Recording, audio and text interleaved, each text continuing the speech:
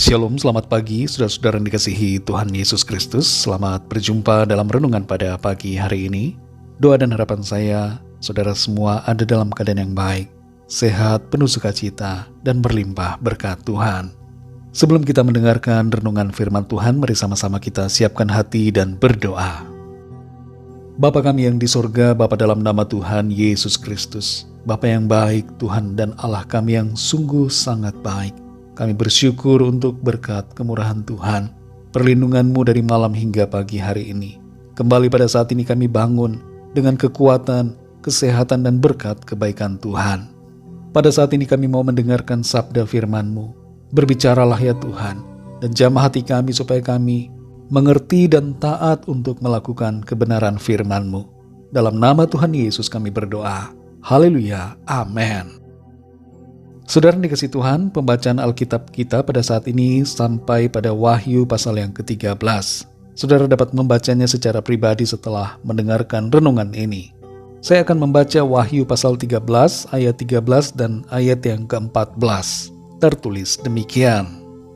Dan ia mengadakan tanda-tanda yang dahsyat, bahkan ia menurunkan api dari langit ke bumi di depan mata semua orang. Ia menyesatkan mereka yang diam di bumi dengan tanda-tanda yang telah diberikan kepadanya untuk dilakukannya di depan mata binatang itu. Dan ia menyuruh mereka yang diam di bumi supaya mereka mendirikan patung untuk menghormati binatang yang luka oleh pedang, namun yang tetap hidup itu. Saudara yang dikasihi Tuhan, sebagai orang-orang yang percaya, kita tidak menolak mujizat. Kita percaya akan mujizat, dan kita secara pribadi sering berharap akan mujizat. Hal ini tidaklah salah, namun dalam semuanya itu, kita tidak boleh mengandalkan mujizat. Semata-mata hanya mengandalkan mujizat saja, tidak akan membuat iman kita menjadi lebih kuat. Tapi bila kita sungguh-sungguh mengandalkan Tuhan, maka ada mujizat atau tidak, iman kita tetap teguh dan tidak goyah di dalam Dia. Wahyu pasal 13 ini berisi tentang perkara yang paling sering menarik perhatian kita. Dua binatang yang digambarkan di sini adalah sosok yang sering disebut sebagai antikristus dan nabi palsu.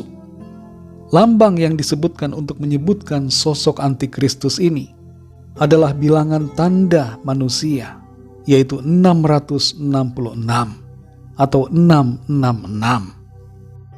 Binatang yang pertama digambarkan datang dari laut, dan binatang yang kedua disebutkan muncul dari dalam bumi.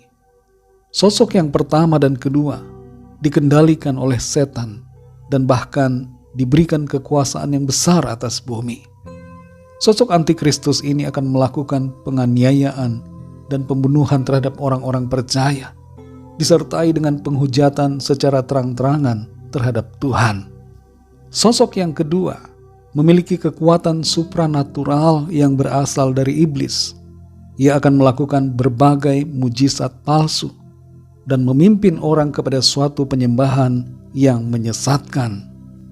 Di dalam Wahyu pasal 13 ayat 16-17, di situ tertulis, dan ia menyebabkan sehingga kepada semua orang, kecil atau besar, kaya atau miskin, merdeka atau hamba, diberi tanda pada tangan kanannya atau pada dahinya, dan tidak seorang pun yang dapat membeli atau menjual selain daripada mereka yang memakai tanda itu, yaitu nama binatang itu atau bilangan namanya. Pada saat hal ini terjadi, saudara, setiap orang percaya akan mengetahui dengan jelas bahwa tanda tersebut berhubungan dengan antikristus. Tanda ini bukanlah vaksin COVID yang sering kali diperdebatkan di awal kemunculannya. Tapi ini adalah sesuatu yang lain yang akan mengendalikan sistem jual beli dan keuangan dunia.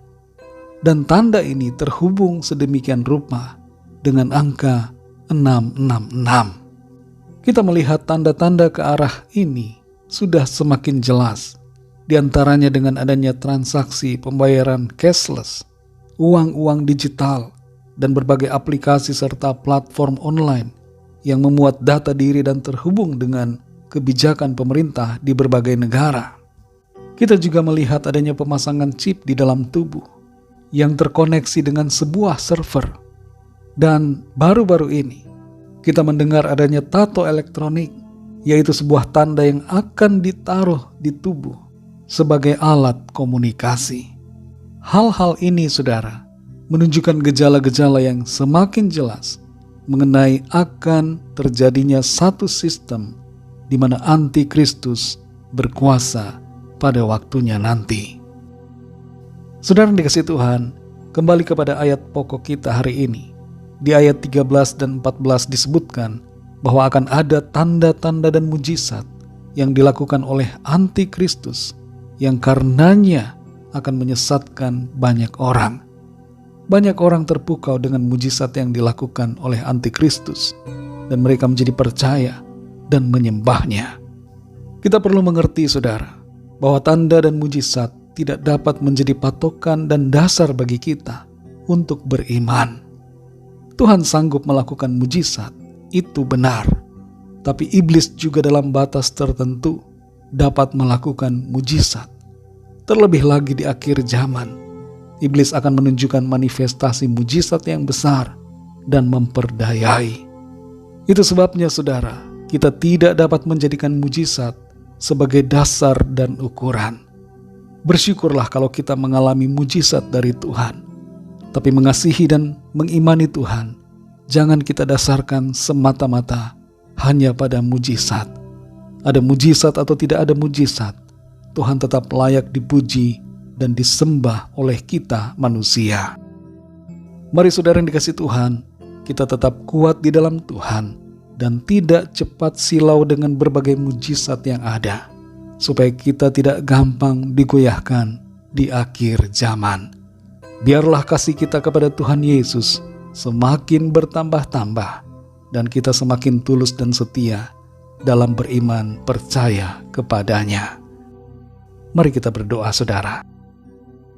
Bapa kami yang di sorga, Bapa dalam nama Tuhan Yesus Kristus, terima kasih untuk firman-Mu yang sudah kami dengar, yang mengajarkan kepada kami untuk kami tidak mengandalkan mujizat dalam beriman kepadamu.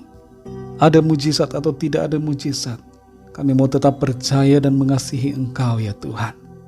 Tolong kami ya Roh Kudus, supaya kami semakin mengasihi-Mu ya Tuhan, semakin teguh dalam iman kami kepadamu, tidak tergoyahkan dan tidak didasarkan pada mujizat apapun juga. Mujizat kami yang terbesar sudah kami alami, yaitu keselamatan di dalam karya penebusan-Mu. Terima kasih Tuhan. Berkati kami di sepanjang hari ini dalam segala aktivitas kami.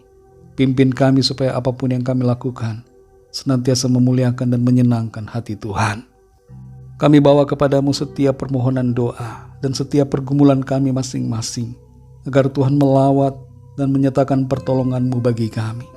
Kami percaya Tuhan terus menolong kami, menuntun kami untuk kami masuk dalam rencana-Mu. Terima kasih Tuhan. Dalam nama Tuhan Yesus Kristus, Tuhan dan Juru Selamat kami sudah berdoa dan mengucap syukur. Haleluya. Mari sama-sama kita berdoa doa Bapa kami. Bapa kami yang di sorga, dikuduskanlah nama-Mu, datanglah kerajaan-Mu, jadilah kehendak-Mu di bumi seperti di sorga. Berikanlah kami pada hari ini makanan kami yang secukupnya, dan ampunilah kami akan kesalahan kami, seperti kami pun mengampuni orang yang bersalah kepada kami. Dan janganlah membawa kami ke dalam pencobaan, tetapi lepaskanlah kami daripada yang jahat, karena Engkaulah yang mempunyai kerajaan dan kuasa dan kemuliaan sampai selama-lamanya. Amin. Terimalah berkat Tuhan. Tuhan memberkati engkau dan melindungi engkau. Tuhan menyinari engkau dengan wajah-Nya dan memberikan kasih karunia. Tuhan menghadapkan wajah-Nya kepadamu dan memberikan damai sejahtera. Berkat anugerah dari Bapa Surgawi, cinta kasih karunia dari Tuhan Yesus Kristus, dalam persekutuan dan penghiburan Roh Kudus, menyertai saudara semua sekarang ini dan sampai selama-lamanya. Dalam berkat nama Tuhan Yesus Kristus. Haleluya. Amin.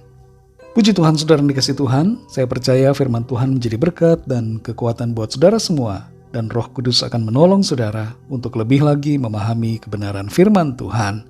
Tuhan Yesus memberkati saudara semua. Selamat beraktivitas dan sampai jumpa dalam renungan yang berikutnya. Haleluya.